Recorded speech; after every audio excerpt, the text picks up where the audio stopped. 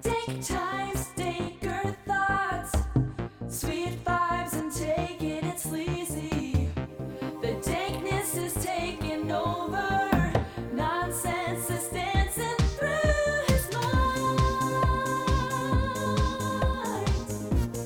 Oh, the dankness is taking over. Dank times, danker thoughts with Angelo Grosso. Oh my god. Was that intro song not next level? Oh my god. It actually made me tear up a little bit the first time I heard it. And you may have noticed, besides the new song there, I've updated some of the podcast art, the cover art, the YouTube art, what have you. And it's a culmination of many things. I made the decision a little while ago to invest a little bit more time, patience, and money in this podcast, and I thought a good place to start would be to solidify the name, which this podcast is now called Dank Times, Danker Thoughts with Angelo Grosso. I had a lot of better names in mind, but they were all taken. I really wanted it to be the Know What I'm Saying podcast because if there was ever a drinking game made from this podcast and you'd have to do a shot every time I said, know what I'm saying, you'd be drunk in the first 10 minutes. But unfortunately, every kind of spelling imaginable for Know What I'm Saying podcast has been taken, so I had to move on to other things. I do like the word dank. It's almost an everyday word, multiple times a day sometimes. Word use in my personal dictionary. So I definitely wanted to have that in the title, and after much planning, I've settled on Dank Times, Danker Thoughts with Angelo Grosso. The cover art I dig. It was obviously inspired by the Madman Across the Water Elton John album cover. It's got to be one of my favorite album cover styles of all time. And of course, the song is inspired by La Bouche's Be My Lover. I think it's Be My Lover. I'd have to look that up. There was some confusion when I was working with that artist that did the jingle, which, I really should get the people's names. By the way, if you guys have something like this, like a small little hobby, or if you have a work presentation that you gotta spiffy up or a little, whatever, you got some needs. I got both of these artists from the website Fiverr.com. It's a really good website. I feel like they're sponsoring me here, but they're not. Fiverr, Fiverr.com. Like a Fiverr. Like, I'll do that for you for a Fiverr. And the two that helped me, let me pull up my orders here. View all orders. I should have had this ready. I'm glad that I'm still fucking up. Okay. Booyah, booyah. Anyway, and guys, this was relatively cheap. For both the art and the song, I'm under $250 for both, and I own all of the art. I have many different styles of that podcast art, and I own the songs, and so I feel like it was a worthy investment on my part. By the way, the woman who did the song is on Fiverr. Her name is Jenna Aghetti. That's Jennagetty,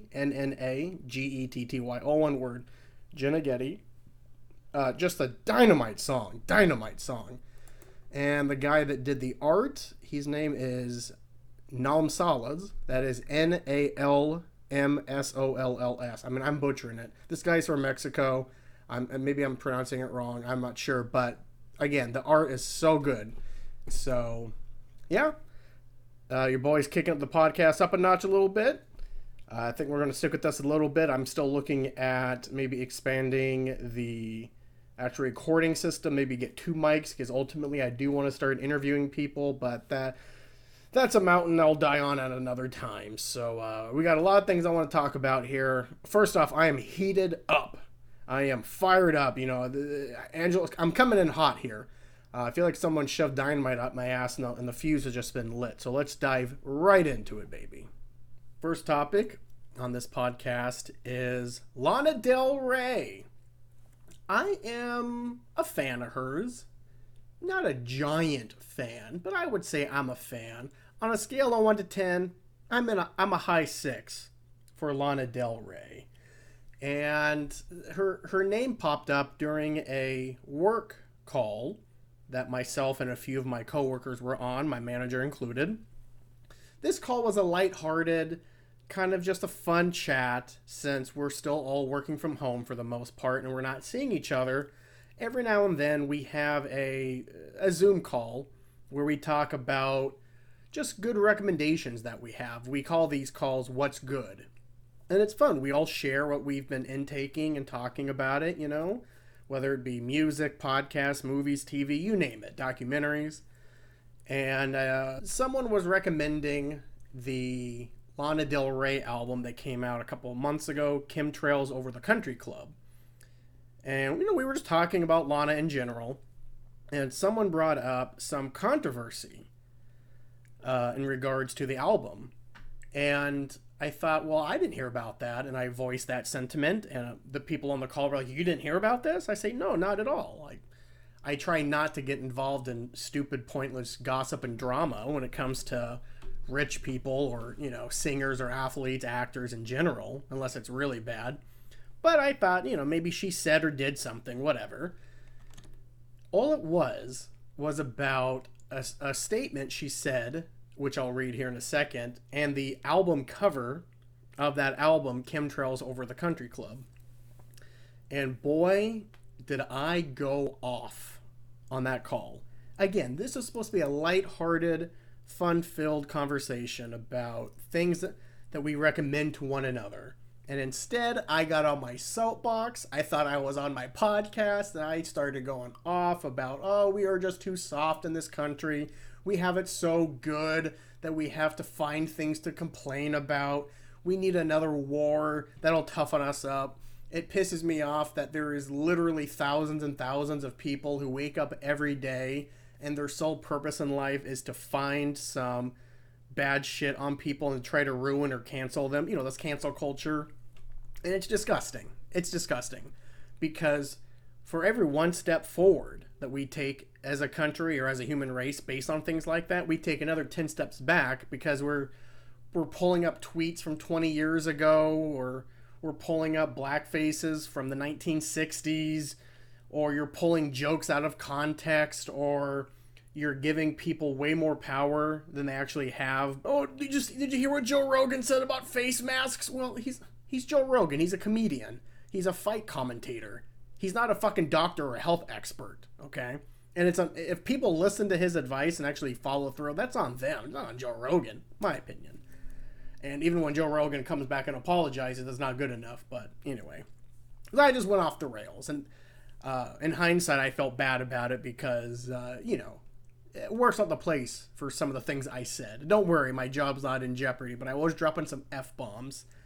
And finally, mercilessly, my coworker said, well, you know, we could keep talking about it, but it's maybe not good for a work meeting conversation.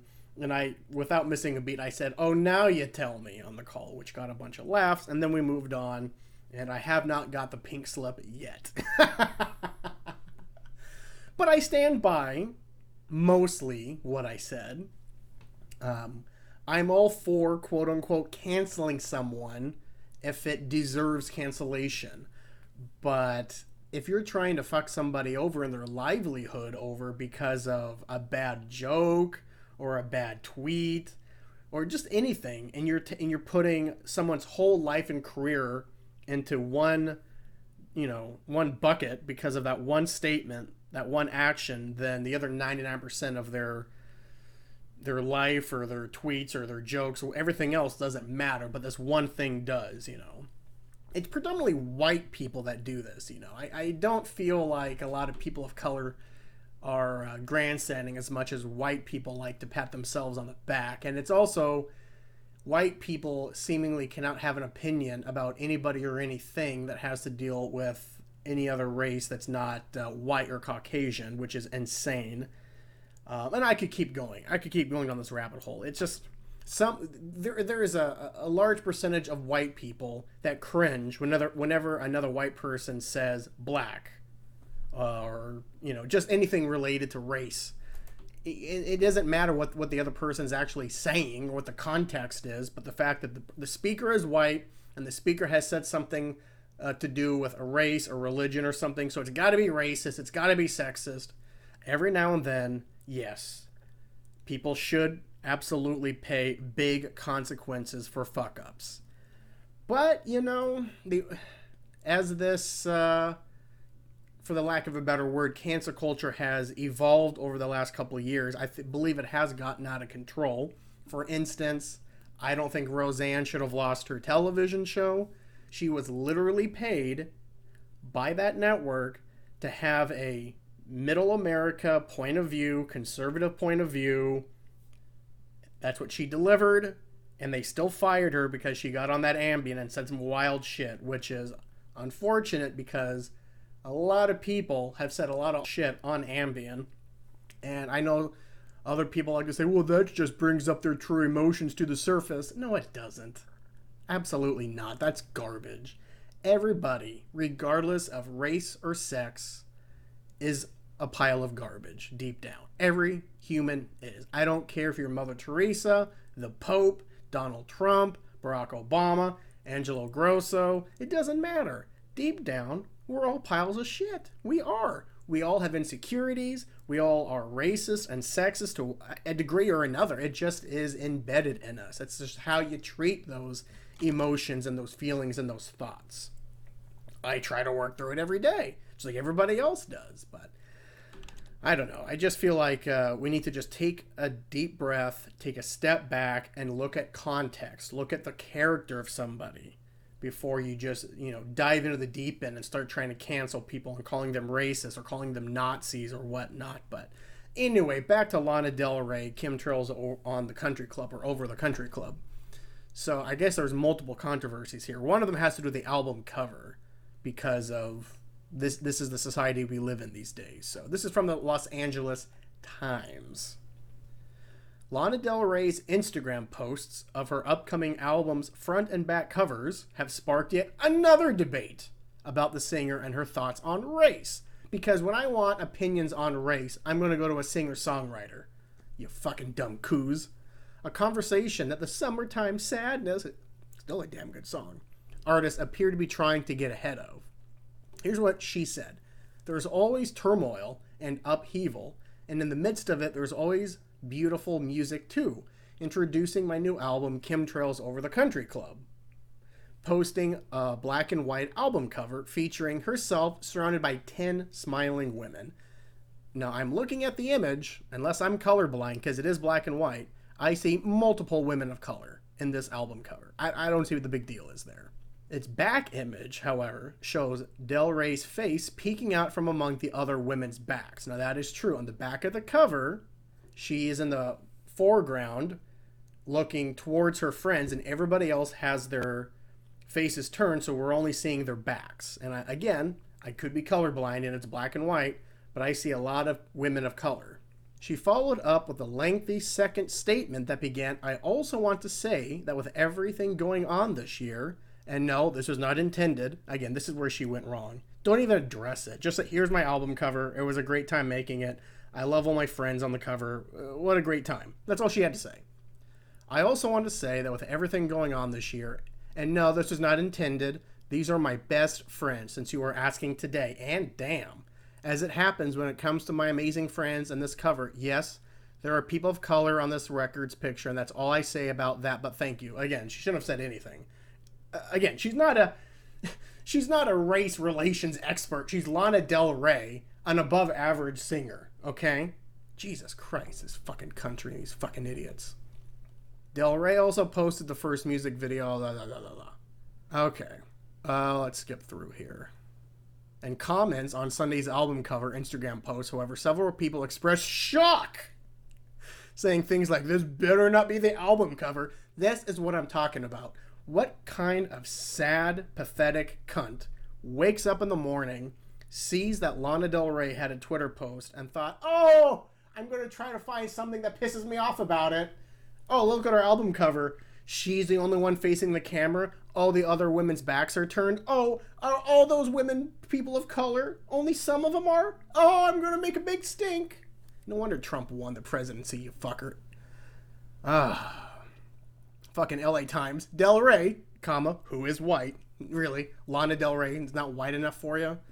Was criticized earlier in May 2020 for invoking the names of women artists of color. Oh! A white woman invoking black lady singers' names. Watch it. Beyonce, FKA Twigs, Doja Cat, and Nicki Minaj, among others. Now, the funny thing is, among others, they labeled Ariana Grande on there, but I know better. Ariana Grande is a fake bitch, too. She's not a woman of color. She just tans herself like crazy and pretends she's a Latina. I have a lot of Latina friends, or just Latin or Spanish Latin friends that are female. I don't know what you want to call them. There's Latinx, there's Latinisas. I don't know. Again, not everything needs a gender word. Just call them. I have some Mexican, Hispanic, Latin female friends. A lot of them dislike Ariana Grande because of that. But the cool thing is LA Times had to recant that, and they put a little asterisk at the top of the article saying, for the record, on January 12th, 2021, we corrected this article. In an earlier version of this article, Ariana Grande was incorrectly included in a list of women of color. She is actually of Italian descent. See, no one gives a fuck if you shit on the Italians. Nobody cares. Lana Del Rey and Beyonce could both walk up to me and call me a greasy wop fuck. And I have nothing that I can do about it. First off, I wouldn't be offended. I would say, holy shit, Beyonce and Lana Del Rey? It's awesome. But no one gives a fuck if Italians get insulted or Greeks. I don't know why she got in trouble for saying those women's names. But let's see. As she defended herself against accusations of glorifying abuse in her recordings. Well, I'd have to look at those statements. Does it say it on there? Oh no, she's still talking about the bullshit about the album cover. See, here's the thing. She responded to the criticism. Lana, hire me as her publicist. I will tell you, fuck all the haters. Say what you want to say, and then turn off alerts. You don't need to see that shit. Just put out what you want to do, say what you want to say, and then back off. You don't need to look at all this shit. On Sunday, Del Rey spotlighted a few of the women featured in the album art, writing in the second statement, my beautiful friend Valerie from Del Rio, Mexico, my dearest friend Alex, and my gorgeous friend Dakota Rain, as well as my sweetheart Tatiana. Gorgeous friend Dakota Rain. Now, you know Dakota Rain's white. Ain't no black or Latin woman naming their kid Dakota Rain. Because the new album cover is shot in black and white, the women's skin tones are not easily discerned. Oh, strike 5. In the video, it is clear that not all women are white. Oh, well, thank God. She passed the test on that one. One commenter wrote to the singer. Again, who the fuck is this one commenter? Why the fuck should we even care what this cocksucker has to say? One commenter wrote to the singer, are you anti-black and POC? In this time in America, it's more important than ever to show women of all shades. Please think about that next cover. No, you shouldn't think of that. Fuck you. And you know what? Fuck the LA Times for devoting anything to this story. You know what LA Times should have said?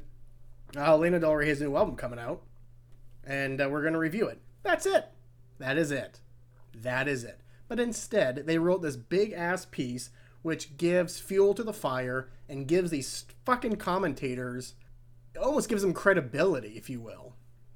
So, after that dumb fuck said that dumb fuck statement, Del Rey went on to say, these are my friends, this is my life.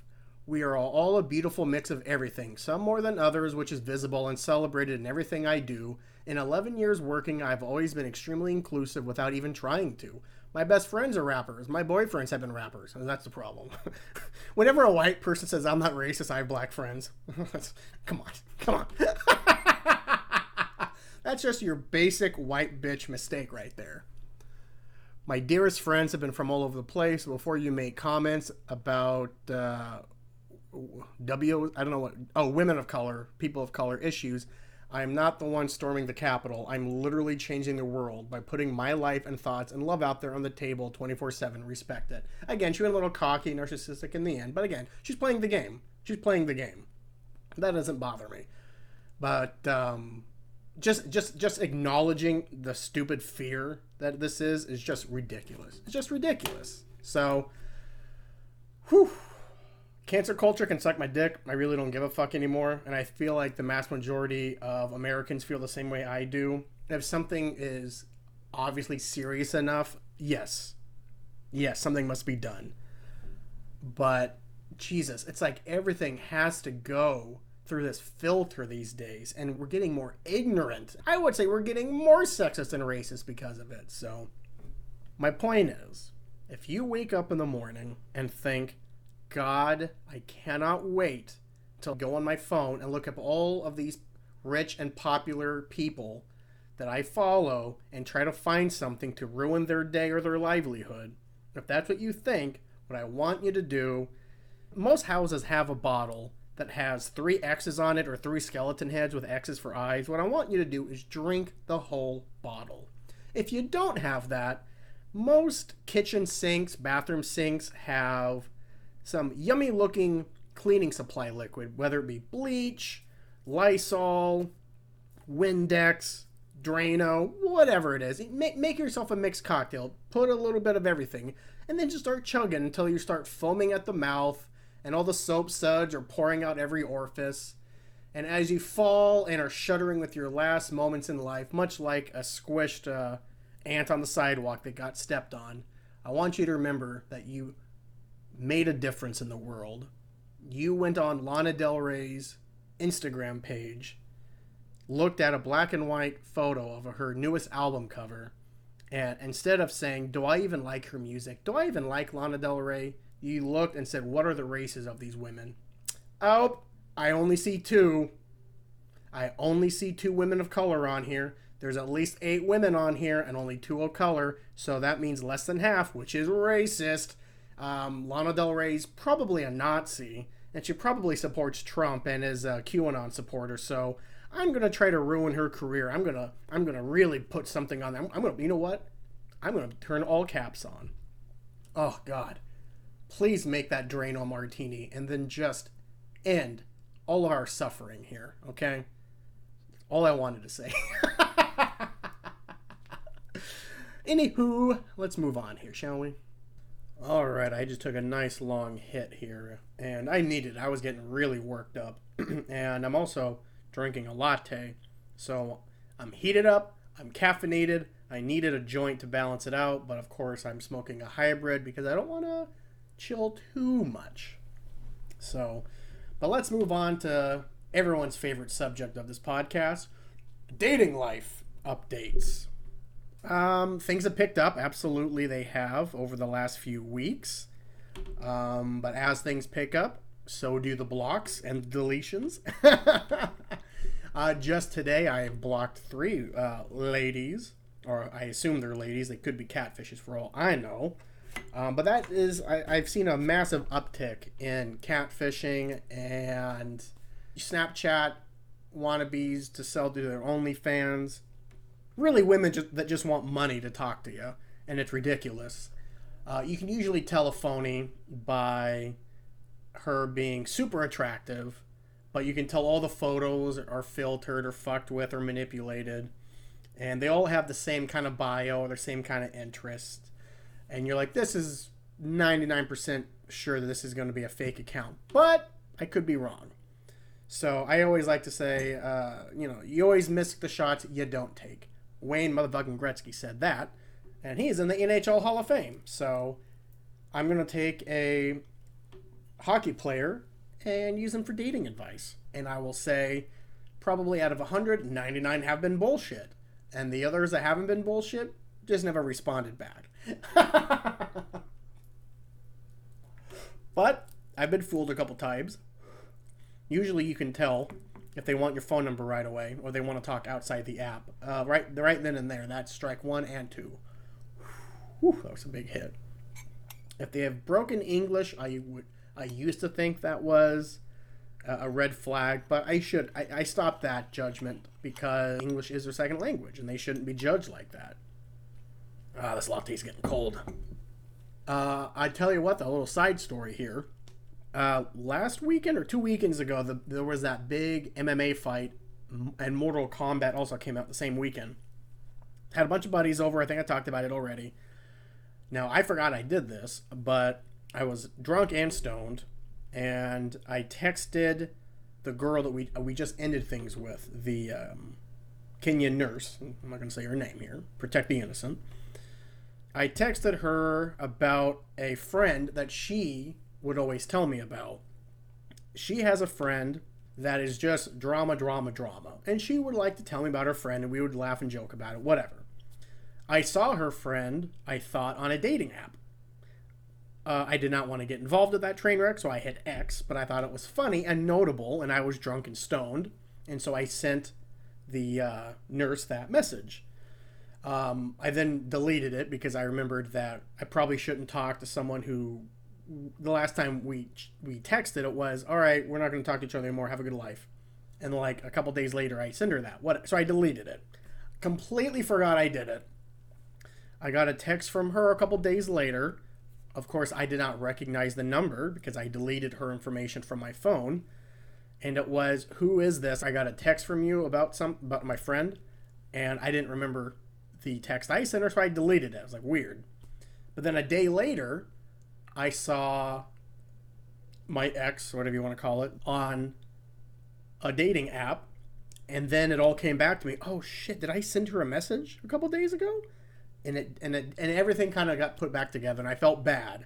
So I messaged her on the dating app because I didn't want her to think some weirdo has her phone number and is texting her, and is also texting her about one of her friends. I thought that was suspicious if I was in her shoes, so I wanted to clear that up.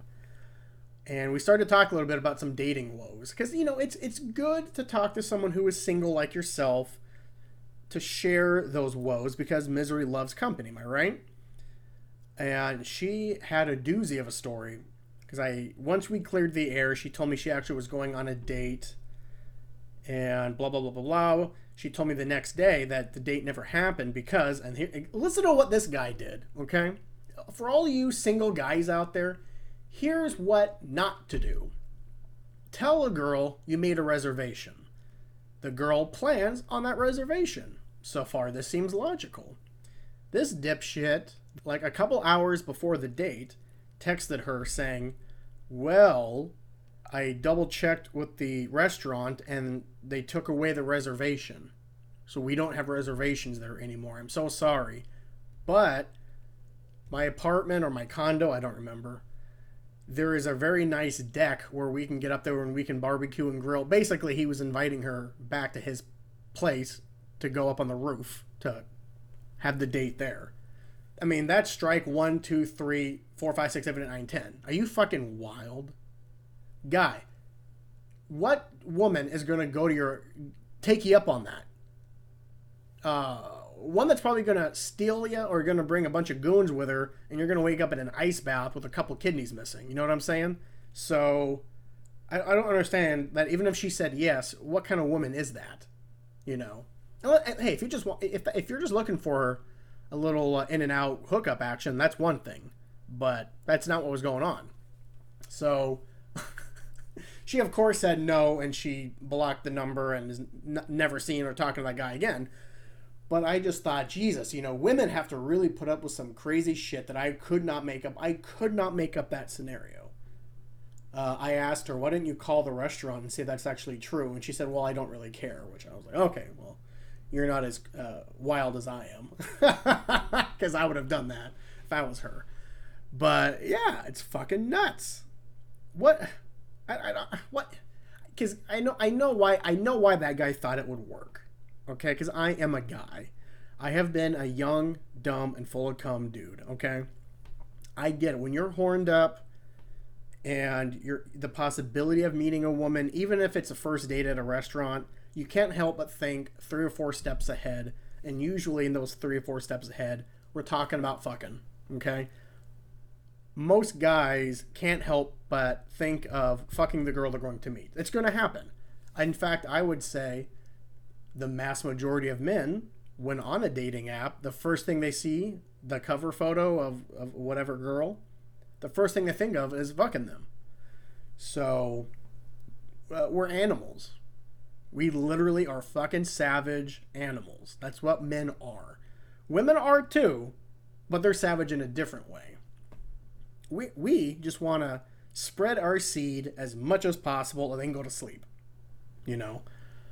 And sometimes that lust fucks up with our brains. We get too much blood in the wiener and not too much in the brain, and you say something fucking stupid. Continuing with some dating stuff, I had another of my listeners reach out. This listener I've talked about in a previous podcast, and she wanted to clarify some things about what I said about her and her dating stuff. And I wanted to make sure that I wasn't saying anything negative about her and her ghosting or treating men badly on the app. That wasn't what I was trying to say. My point being is, she told me she got on there because she was bored, and I then went down this long rant about, well, other girls do this as well, but she wanted me to clarify that. So the girl in question 2 or 3 podcasts ago has not ghosted multiple guys or let them on. That was not my intention. So apologies, and you know who you are. But keep sending me the dating drama. I love it. I don't really have any for you specifically. I've just been talking to a lot more women the last couple of weeks, but the mass majority, are going to be bullshit fake accounts, and the ones that are legitimate, only a few I'm still talking to. In fact, I told one today that I was unmatching with her because I wasn't feeling that she was genuinely interested, because she lives in Skyway, which is where my father lives.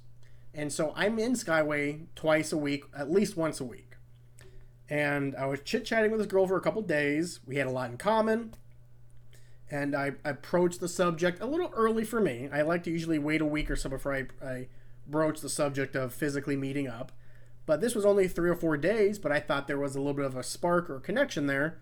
She told me where she lived, and I thought, oh, that's really funny. My father lives out there. I visit him a lot. I'm going to be out there in a couple days. What do you think? And she seemed open to it. And then as the day got closer, she had a bunch of issues come up. She doesn't have a car. I said, that's okay. If you feel okay with it, I can pick you up and take you where we're going. I could pay for an Uber, a cab, maybe one of your friends or a family member can take you. Whatever, there was options there. I really didn't care. I was willing to, be amenable to anything. I brought up the idea of maybe we go to a restaurant or a coffee shop or, someplace out in the open, a regular place to go on dates. And she started talking about her being vegan and vegetarian, and she doesn't drink alcohol. She's cutting down, and she's just trying to cut down. And she's just having all these wild things. I'm like, I'm just trying to meet you. Like, I don't care where we meet. Let's go to a park or something. Oh, the weather's not good. Anyway, so that day passed. And I still was talking about meeting up. I said, well, I'm going to be back out there on Sunday. Well, I can only meet up for 1 hour on that day. I'm like, well, there's no point meeting up. If you don't have a car, we're going to only talk for half hour or something? Come on. And then a third time I was going back. I said, hey, I'll be back here next Sunday. And she started saying, okay, well, here's what we can do. And I was like, whatever. I don't even want to anymore at this point. We've been talking about it. I feel like I should at least get it out of the way, But I sent her a text on the app on Monday. Hey, good morning. How was your weekend? What are your plans? Whatever. Just a nice, genuine hello. Didn't hear from her for 4 days, and we're supposed to meet on Sunday, and we haven't even talked about it. So this morning, I texted her, saying, hey, do you still want to talk? Do you still want to meet up on Sunday? What's going on? And the fact that I sent that, I was like, what am I doing here? She's obviously not interested. If she was, we'd be talking a lot more, and we would have already met. And so as I was thinking of that, surprisingly, she responded within a couple minutes, just like a 2-word answer, like, I'm okay. Which I was like, all right, she's not going to, she's not going to build on that statement. This is only reaffirming my suspicion that she doesn't give a fuck. So I just told her, no offense, I'm going to unmatch. I don't really feel like I don't feel like you're that interested. And you're not interested in meeting up. But no worries. And I gave her a little smiling face emoji. Like, there's no harm, no foul. Like, we're just not feeling it. And then she had the audacity to write back, well, I only want to meet up with people who want to meet up with me. This bitch! Are you kidding me, lady? I've requested to meet you like 4 times. and to go out of my way to go to your house to pick you up, to pay for an Uber, to a cab. I was going out of my way with ideas. And I was told women like guys who show initiative and make plans. Not this one, apparently. I just could not believe she sent that. Are you kidding me?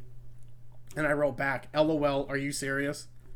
I tried to meet up you, and I've contacted you multiple times about meeting up with you, and you always have excuses, but no worries, good luck. And I unmatched blocked her. I was like, I don't want to deal with this fucking shit. It's insanity. Insanity. I only want to meet people who want to meet me. Give a screw loose. And yes, I've also been told by other listeners, do you have to call everyone bitches, especially women? Well, no, I don't have to, but I do, and it makes me feel good. And I like to also point out, I don't only call women bitches, I call men bitches as well. To me, bitches is a genderless word. So I'm not going to try to not use that word as much, but what I will try to do is not call specifically a woman I dislike a bitch. And I know it's ironic because I just got done telling a story about a woman on a dating app who upset me a little bit, and I did call her a bitch a few times. So, apologies if that offended you. I wasn't calling her that in the derogatory sense. It was more like, oh, this bitch here. Like this problem, this mistake, this headache. Not this female dog here. No, that wasn't my intention. And I feel like you guys all know that. You all know the context of what I'm trying to say here, okay? But continuing with the dating drama, I did find a Reddit or Imager about some of the best awful dating stories. So I wanted to read a few here, so let me pull that up here. The list is called Bad First Dates. First one, he told me he loved the smell of belly button lint. Oh my god. I would have just taken out a gun and killed this motherfucker. He absolutely, there's bones in his basement. She asked if we could make a couple stops before dinner. They ended up being drug deals. And then she tagged the wall of a Costco. Halfway through dinner, my date decided to loudly proclaim that he was starting a fart war and would buy a drink for anyone who could out-fart him. Well, obviously it sounds like drugs or alcohol were in play on that one. But depending on the date, it might have been okay. He texted for about 80% of dinner and spent the other 20% of the time talking about drag queens and his cats. I've been on 2 dates that I can remember right off the bat of girls who were on their phones a lot, and that's just leave. Just say the obvious. I'm not feeling it, and then leave. Don't waste my time. My blind date asked me if I was pregnant. When I said no, he asked me if I wanted to be. Oh! Woo! I mean...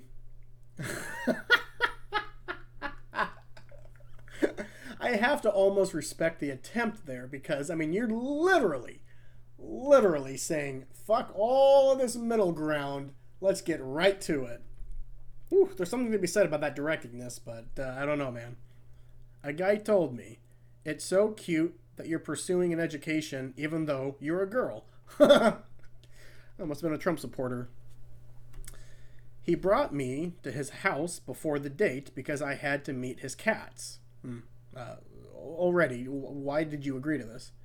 If the cats didn't approve, it was a no-go. Oh, sweet Jesus. As soon as I saw his whole house was covered with pictures of cats, it was a no-go for me. I feel like I should have been a no-go for you before you even went to his house. A friend set me up with a guy who loved his guinea pigs so much, he brought them along in a cage on the date. All 8 of them. Holy shit. I faked an allergy. Jesus Christ. She made me drive and gave me a $3 budget for food because she had $6 in her bank account. She was 28 years old. I don't want to shame poor people, but if you have $6 to your name, definitely don't be going on a date. Last one. I was there. So was his grandma. Oh my God. If I had to go on a date with a girl And she said, by the way, I should have told you this, but I can only go on a date if someone in my family chaperones, and it's my old-ass grandmother, or just anybody. I mean, that'd be a fucking stop, no, right away. So, pretty wild. Pretty wild. So if you think you've had it bad, this list makes you think, you know what? Absolutely, people have had it much, much worse. But anyway, yeah, dating during COVID, baby. It's a roller coaster. But let's move on. I want to talk about a TV show that I initially did not want to watch because it was a superhero show, an animated one at that. And I have been so frustrated recently with the superhero movie TV genre over the last couple months and really, dare I say, years, because much like The Walking Dead did with zombies and Twilight did with vampires, Lord of the Rings started all these fantasy movies, Harry Potter with all these teenage fantasy magic movies. You know, one movie hits it super big, and then there's a bunch of copycats. And a few of the copycats are good, but then those spawn copycats, and then it just gets out of control. And that's what's happening with the superhero movies, in my opinion, and the television show counterparts. Because, I mean, in my own opinion, recently, Winter Soldier, Captain America, Winter Soldier, Falcon, whatever, I really didn't like the show. There was maybe 2 good episodes. There were some good plots, but then there were some horrific plots, and the action was good sometimes, but mostly it was just dumb. And Wanda was good in the sense that it was very different, but then when it became a very scripted superhero show, that's kind of when it was at its worst, in my opinion. But every now and then you do get something cooler. Like, I do enjoy The Umbrella Academy. I mean, is it perfect? No. Is it enjoyable? Yeah. The Boys, I like it a little bit less, but it is still enjoyable. But there is moments where I'm like, why am I watching this? And as much as I enjoyed Justice League, the Snyder Cut, as a whole, it wasn't that good of a movie. It was better than what we saw originally, but as a complete movie, about a C+. But I'm a sucker because I'm excited for the Black Widow movie, and I am excited, very much so, I'm excited for the Loki television show. But I'm getting over it. You know, I think the whole superhero movie television show craze has jumped the shark, so to speak. But anywho, I don't think I actually mentioned the show in question here that I wanted to talk about is on Prime. It's called Invincible. And I was like, I don't want to watch another superhero show, another animated show. I think I've proven that by my last 15 minutes of ranting. But I kept hearing about how good it was. And then I guess on the last episode, there was a giant surprise, like a holy shit moment. And I started to see a lot of really crazy memes about it, and people are losing their minds over it. And I was like, oh shit, hold on, let me rethink this. And I was like, all right. I started watching it a couple days ago, and I'll tell you, the first episode really starts off awful. But that was the point. The ending moments of the first episode are, besides graphically violent, I mean, it was violence porn in a sense, but I can't fault it too much because it was pretty crazy. It was pretty shocking, but it was very entertaining in a very horrific way. That is one thing I will say about this show. Now, I haven't seen the entire series. I am 3 episodes away from finishing the first season. But sometimes this show is so violent. But I can't fault it too much because it's only shocking to me with its hyper-violence because it's dealing with a superhero genre, and I haven't seen an animated superhero show that has this level of violence, but the animation style is done in like a 90s, early 2000s style. It is reminiscent of the Justice League, X-Men, Batman, Spider-Man animation styles of the 90s and early 2000s. Plus, it has A-plus voice actors. And so when you add those things together, you're kind of expecting, you know, What's the rating on Nickelodeon shows or those Saturday morning cartoon shows? The ones that get a little bit violent, they're rated like Y7 or TV7 or something. Sometimes you get a TV13 or something. That's what I was expecting. But this is straight TVMA, baby.